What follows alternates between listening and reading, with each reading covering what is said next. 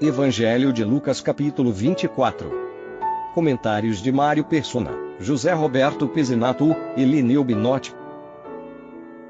Não existe cristianismo sem ressurreição.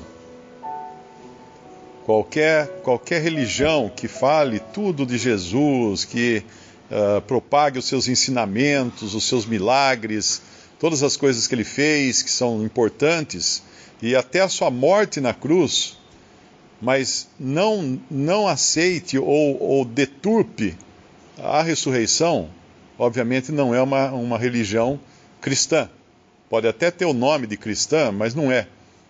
Eu fico às vezes espantado de ver o número de pessoas que me escrevem perguntando mas aquilo que você disse, que Jesus subiu ao céu em carne e ossos, é verdade isso? Muitos cristãos, não vou falar a maioria, né, mas muitos cristãos acham que a ressurreição foi apenas assim, ele apareceu em espírito e foi flutuando de volta para o céu como um espírito, sem corpo, sem nada, e que nós vamos também estar lá dessa maneira. Mas a ressurreição é uma parte vital da fé cristã. Porque se não existe ressurreição, somos os mais miseráveis de todos os homens, Paulo escreve em 1 Coríntios 15. É impossível seguir a fé cristã sem crer na ressurreição corpórea do Senhor Jesus.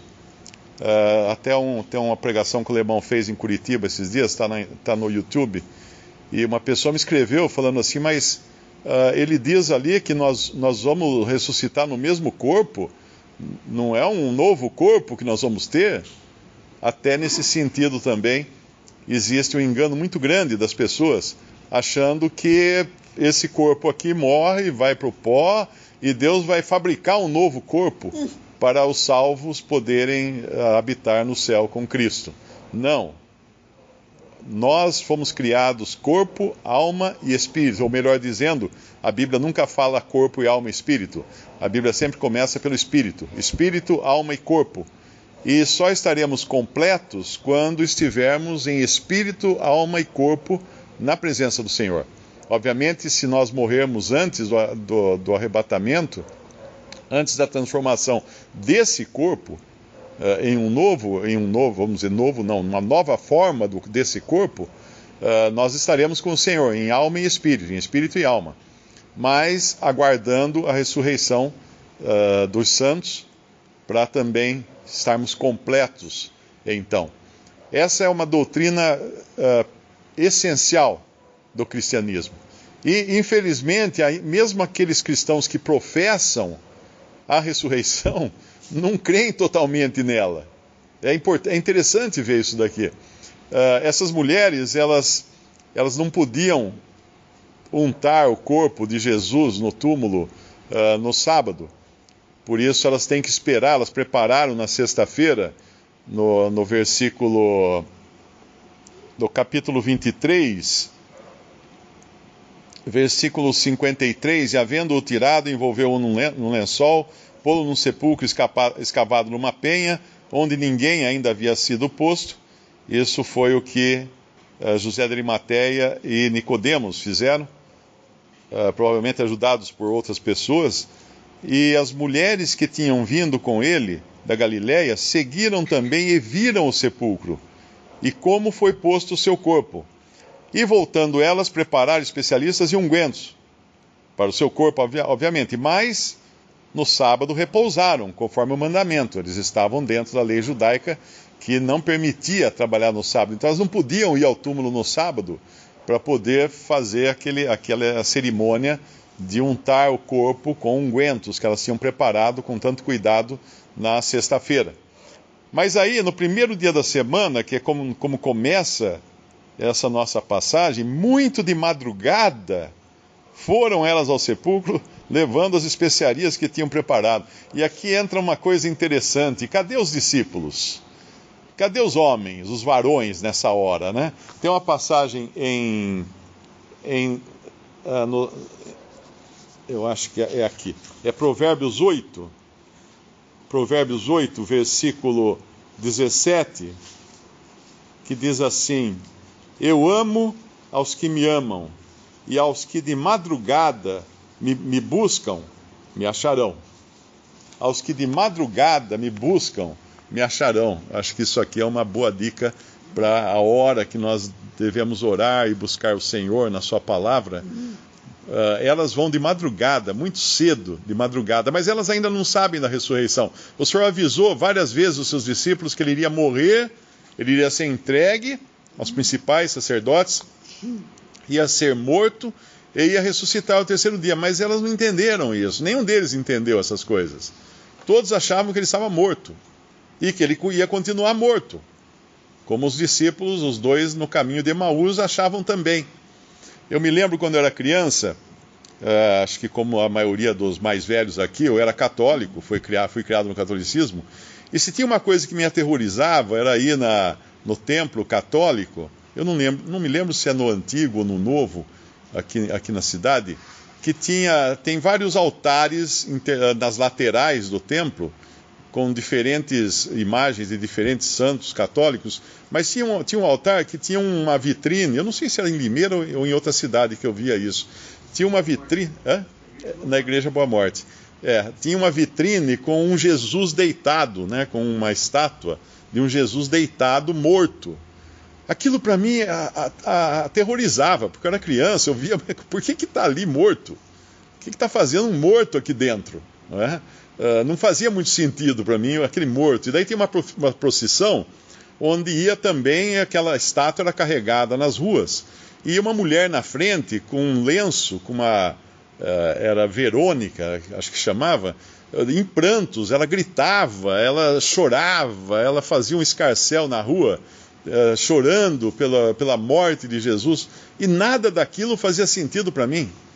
Não que eu entendesse o Evangelho, mas não fazia sentido. O que ficar continuamente se ocupando com um morto? E assim é essas mulheres aqui. E quando o Senhor Jesus as admoesta, essa admoestação devia valer para muitos cristãos hoje, para nós e para todos os cristãos, que é aquele que ele fala no versículo... é o que acho que os anjos que falam, né? Os anjos, no versículo 4, aconteceu que, estando elas perplexas a esse respeito, eis que pararam junto delas 2 varões com vestidos resplandecentes, e estando elas muito atemorizadas e baixando o rosto para o chão, eles lhes disseram: por que buscais o vivente entre os mortos? Olha que incrível isso! O que vocês estão buscando? Aquele que vive no meio dos mortos. Não está lá. Não está lá no meio dos mortos. Não está aqui, mas ressuscitou. Lembrai-vos como vos falou, estando ainda na Galileia, dizendo: convém que o Filho do Homem seja entregue nas mãos de homens pecadores, e seja crucificado, e ao terceiro dia ressuscite. E lembraram-se das suas palavras. Lembraram-se das suas palavras. Mas ele agora vai aparecer a elas, e vai confirmar que ele estava vivo. Nós não vemos mais nenhum cristão, nenhum discípulo, se ocupando com um Cristo morto a partir daí. Nós temos a ceia do Senhor, que é um retrato da morte. Mas nós não nos ocupamos com um Cristo morto, porque ele está vivo. Nós sabemos que ele está vivo. Lembramos dele e anunciamos sua morte, que foi o sacrifício que trouxe, que resolveu tudo concernente ao pecado. Mas ocupar-se com Cristo morto é algo que vai contra até a sã doutrina dos apóstolos. Eu me lembro de uma historinha, eu não sei se é verdadeiro ou é apenas uma ilustração, onde um jovem se converteu, e ele se converteu, ficou tão alegre, mas tão contente dele ter se convertido, que ele voltou para casa, e a mãe dele tinha na parede da sala um crucifixo grande, com uma figura de Jesus crucificado. Então ele foi lá e arrancou a figura, deixou só a cruz, e arrancou a figura e jogou fora. E aí quando a mãe chegou: mas meu filho, cadê o Jesus que estava aqui? Ressuscitou, mãe, ressuscitou. Essa é a verdade, essa é a posição do crente. Cadê o Jesus que estava na cruz? Ressuscitou. Ressuscitou, porque se não há ressurreição, nós somos os mais miseráveis dentre todos os homens. E Deus não o deixou na morte, como fala no Salmo 17, eu acho. Deus não o deixou no Hades, já era previsto isso? Não, não é o Salmo 17, não. Em Atos ele menciona, não é? Em Atos ele se reporta ao Salmo. E não deixou que seu corpo visse corrupção. Na verdade é Salmo 16, ou Atos, Salmos 16, é onde foi profetizado isso antes. Salmo 16, versículo 10. Davi está falando aqui, obviamente, apontando para Cristo, quando ele fala, esses são os sentimentos de Cristo. No versículo 8, tenho posto o Senhor continuamente diante de mim, por isso que ele está à minha mão direita, nunca vacilarei. Portanto está alegre o meu coração e se regozija a minha glória. Também a minha carne repousará segura, pois não deixarás a minha alma no Sheol, que seria aqui o original hebraico, que é o lugar dos mortos, ou o lugar da morte, né, a condição de morte, nem permitirás que o teu santo veja a corrupção. Far-me-ás ver a vereda da vida, na tua presença a abundância de alegrias, à tua mão direita há delícias perpetuamente. Quem não enxerga a ressurreição está procurando um Cristo morto e tem a sua vida pautada por uma mísera existência de parcos anos aqui nessa terra. Se alguém não enxerga a esperança do cristão, que não é aqui, de maneira alguma, mas é depois daqui, é pós-morte, se morrermos, e pós-arrebatamento, se formos arrebatados, o que acontecer primeiro, né, como fala aqueles contratos de coisas que a gente compra. Sabemos que vamos ressuscitar ou vamos ser arrebatados, uma coisa ou outra. Mas a vida aqui é um estalar de dedo. Não tem serventia alguma, se nós pensarmos nela em termos de eternidade. É um cisquinho. Então, para onde nós estamos, para que tempo nós estamos vivendo? Ainda que vivendo aqui, para onde nós estamos olhando? Quando celebramos a ceia, ainda que nos ocupamos com o retrato do sacrifício de Cristo, da sua morte, anunciamos ali a sua morte, naquele retrato, naqueles símbolos, que a gente poderia chamar também retratos, né, do seu corpo e do seu sangue derramado, mas nós fazemos isso como nos é dito na Bíblia, até que ele venha. Fazemos isso com o cajado nas mãos, fazemos isso pronto para a partida. Fazemos isso tendo um cordeiro já sacrificado e olhando já para a porta da saída, porque não é aqui o nosso lugar. E quando elas vão lá e testemunham essas mulheres para os discípulos, para os varões, os apóstolos, eles não creem, eles não acreditam. É interessante que Pedro ele vai, ele olha e ele se maravilha, né? Num versículo aqui fala que ele fica maravilhado. É o 12. Pedro, porém, levantando-se, correu ao sepulcro e, abaixando-se, viu só os lençóis ali postos e retirou-se, admirando consigo aquele caso. Agora é interessante a reação de João, quando comparada com a de Pedro, em João capítulo 20, versículo 4. Versículo 3. Então Pedro, João 20, versículo 3. Então Pedro saiu com outro discípulo e foram ao sepulcro, e os dois corriam juntos, mas o outro discípulo correu mais apressadamente do que Pedro, e chegou primeiro ao sepulcro. Esse outro discípulo é João. E abaixando-se, viu no chão os lençóis, todavia não entrou. Chegou, pois, Simão Pedro, que o seguia, e entrou no sepulcro, e viu no chão os lençóis, e que o lenço que tinha estado sobre a sua cabeça não estava com os lençóis, mas enrolado num lugar à parte. E aqui vai embora a teoria do santo sudário, não é? Na verdade, havia um lenço sobre a sua face. Então, entrou também o outro discípulo que chegara primeiro ao sepulcro, e viu e creu. E creu no quê?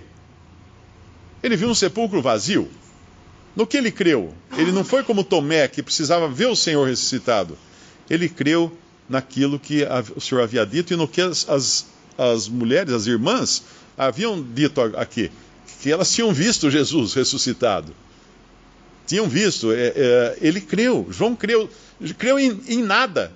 Se nós pensarmos bem, ele não tinha evidência palpável do Senhor ressuscitado, mas ele creu.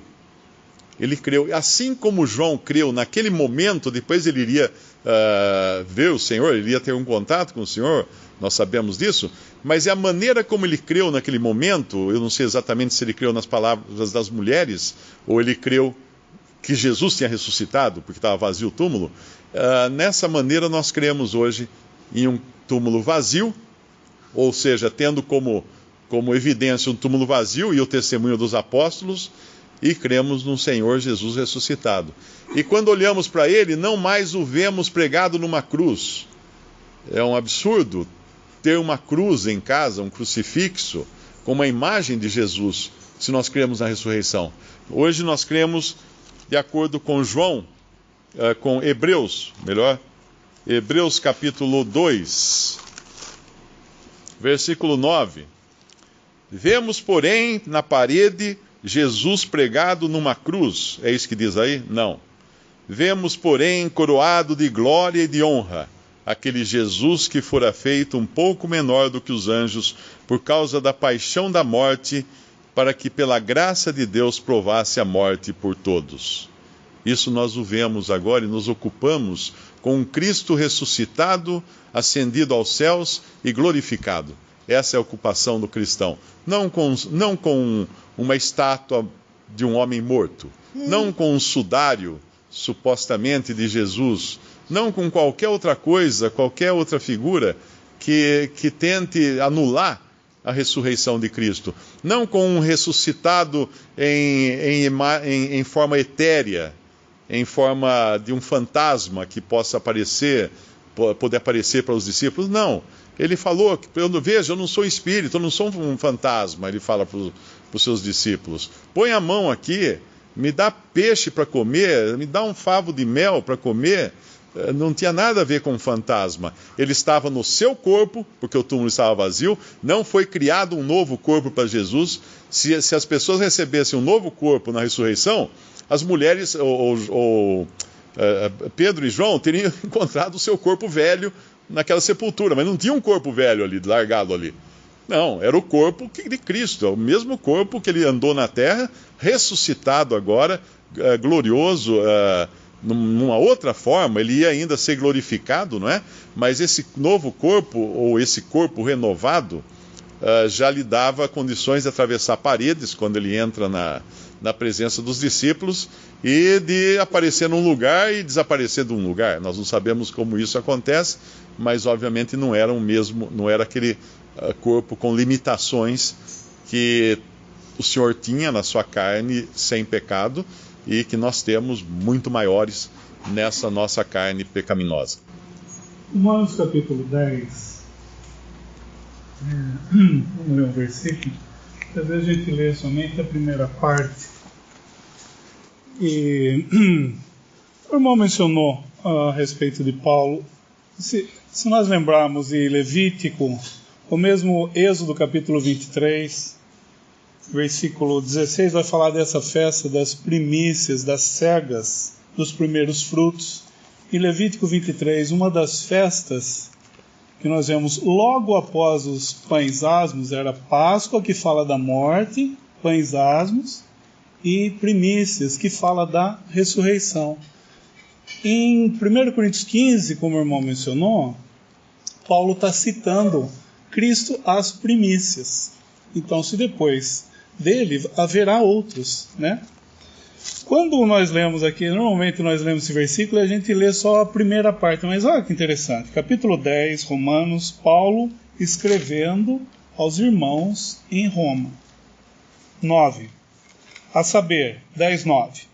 Se com a tua boca confessares ao Senhor Jesus, o Jesus como Senhor, né, o sentido é esse, e, olha só, e em teu coração creres que Deus o ressuscitou dos mortos, será salvo. Normalmente a gente lê só essa parte, né? Se com a tua boca confessares ao Senhor Jesus, em seu coração crer, mas em quê? Confessar com a boca, mas o crer também é o crer na ressurreição, disso que o irmão está mencionando. E agora a gente está vendo o quê? Que nos evangelhos o Espírito Santo deixa registrado, né, usa de homens, deixa registrado com riquezas assim de detalhes essa ressurreição. E a gente vê, no caso dessas mulheres que foram até lá, quando elas estão voltando para Lucas 24, no último versículo do capítulo 23, elas vão preparar as especiarias e ungüentos. No capítulo 24, elas estão levando, versículo 1, elas estão levando as especiarias. É interessante a maneira que elas vão conversando entre si. É melhor ler. Marcos capítulo 16. A maneira como elas vão conversando. Porque apesar de piedosas, as afeições dos seus corações, o Senhor Jesus já havia dito para eles, antes, mesmo no Evangelho de Marcos, pelo menos 2 vezes, o que iria acontecer, que ele ia ser morto, que ia ser ressuscitar ao 3º dia. Em Lucas 24 fala que eles sabiam, os anjos falam para elas, que eles já tinha sido dito pelo Senhor. Marcos 16, versículo 2, lembrando, o primeiro dia da semana, porque essa festa das primícias também seria celebrada no dia seguinte ao sábado. Isso a gente vê em Levítico 23. No primeiro dia 16:2, Marcos. E no primeiro dia da semana foram ao sepulcro de manhã cedo ao nascer do sol. Olha só. E diziam umas às outras: quem nos revolverá a pedra da porta do sepulcro? Eles estavam esperando que ele estivesse lá. Apesar de ele ter falado, elas estavam levando as especiarias. E daí, no versículo 4, e olhando, viram que já a pedra estava revolvida e ela era muito grande. Mas a pedra não foi revolvida para que o Senhor saísse da sepultura, como o irmão mencionou, que é o assunto dessa ressurreição dentre os mortos. O Senhor Jesus, voltando lá para Lucas 24, o Senhor Jesus mais tarde vai entrar, eles estão fechados, eles vão estar com medo dos judeus, ele vai se apresentar no meio deles. Então eu estava pensando nessa, porque nós cantamos de devoção, né? Até foi mudada a letra do hino, agora nós estamos cantando a nossa, que seja para ti, Senhor, a nossa devoção. E nós estamos vendo essas mulheres devotas mesmo, elas ali, e o Senhor Jesus já fora, né, ressurreto, e a pedra não para que ele saísse do sepulcro, mas sim para dar um testemunho claro que a sepultura estava vazia. Então era um outro sinal para elas ali, né? Para eles todos. Muito importante nessa passagem que foi mencionada aqui, foi quando no começo o Mário falou que espanta os cristãos o fato de falarmos, quando falamos que Cristo está como um homem nos céus. Porque ele ressuscitou dentre os mortos. Foi levantado aos céus e glorificado. Mas há um ponto aqui muito importante para nós entendermos. É importante ler Atos, quando Pedro fala sobre isso. Atos 2, 27. Pois não deixarás a minha alma no Hades, nem permitirás que teu santo veja a corrupção. Cristo morreu, foi sepultado, ressuscitou ao 3º dia, mas não passou por corrupção. Ele tinha um corpo incorruptível. Ele morreu porque ele se fez pecado por nós e entregou a sua vida por nós. Mas o Santo de Deus não viu corrupção. Por isso, ele ressuscita com as marcas ainda do seu sacrifício. Agora, como nós ressuscitamos? Se eu morrer agora, saio daqui, tenho um acidente de carro e minha cabeça é decepada, como eu vou ressuscitar? Segurando minha cabeça? Não, mas tem um detalhe muito importante nisso. Em Coríntios 15, Paulo faz essa pergunta, mas alguns vão dizer, mas alguém dirá, versículo 35 do capítulo 15. 1 Coríntios 15, 35. Mas alguém dirá, como ressuscitarão os mortos? E com que corpo virão? Essa é uma questão que... Por isso que muitas vezes nós queremos dizer, mas como é que pode? Porque como eu vou ressuscitar aqui se eu tiver morrido por um incêndio, que eu fui incinerado e só sobrou cinza? Como será? E ele passou por corrupção. E todo que morre é enterrado.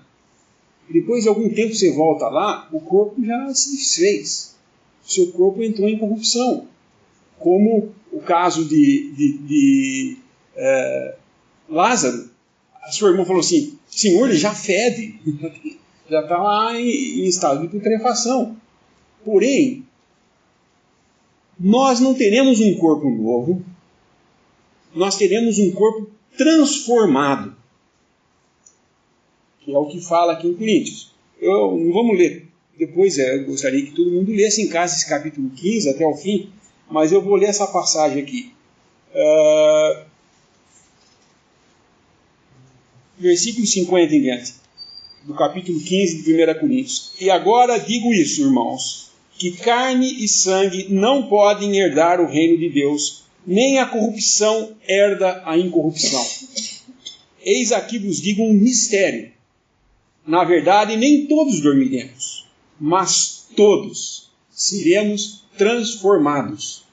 Ou seja, os que morreram, quando ressuscitarem, serão ressuscitados transformados, porque o seu corpo viu corrupção por causa do pecado. Cristo não viu corrupção. Por isso que nós somos chamados o corpo de Cristo. Onde está o corpo de Cristo? Nos céus.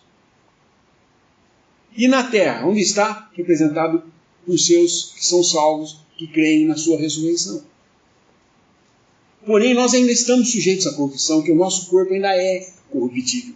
Por isso ficamos doentes, por isso temos acidente, nos cortamos, nos machucamos. Nós não somos super-homem. Nós morremos.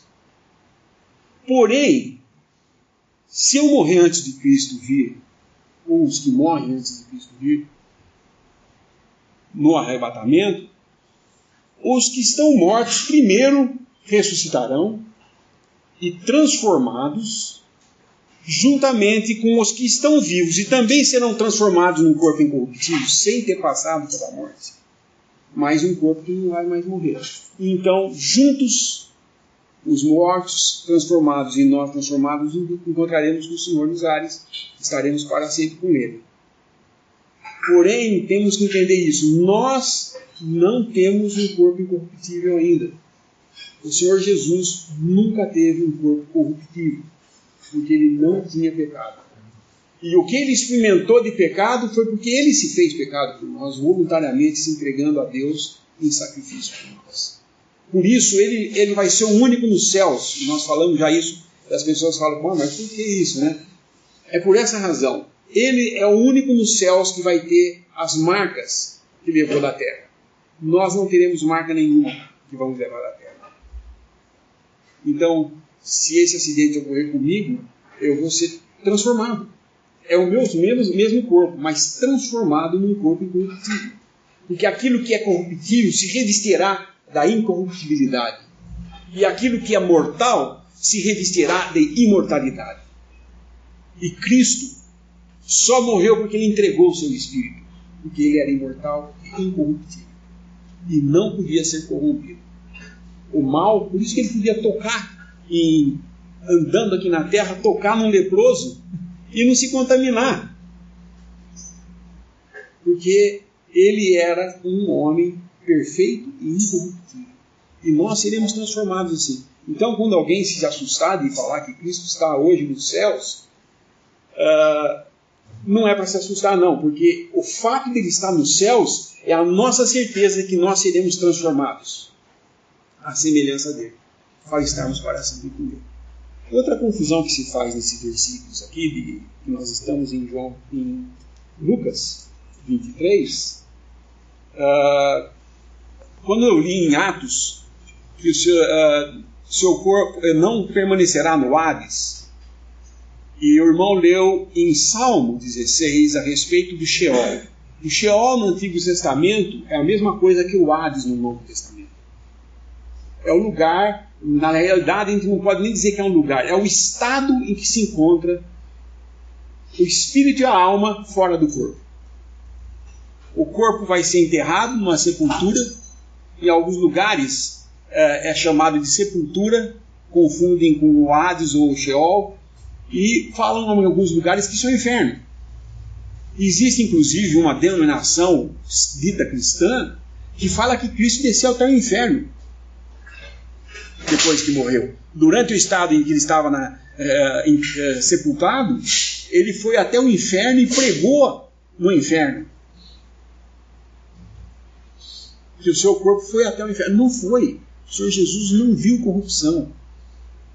Não viu corrupção. Ele estava num estado de a alma e o espírito fora do corpo.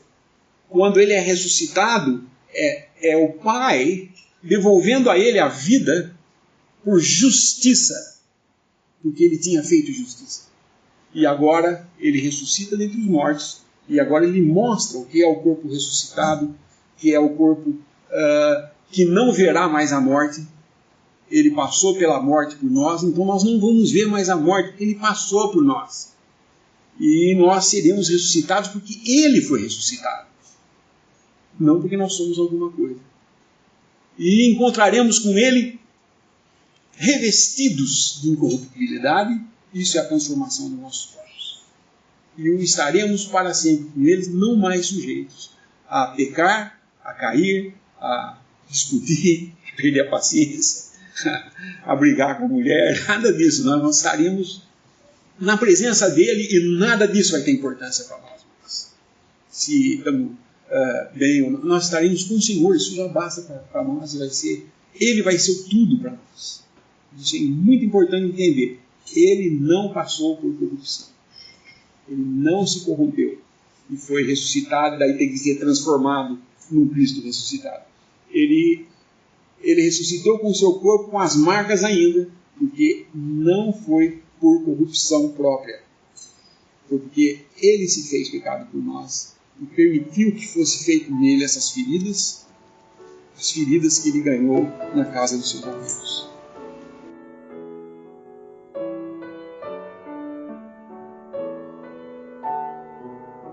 Visite Respondi.com.br.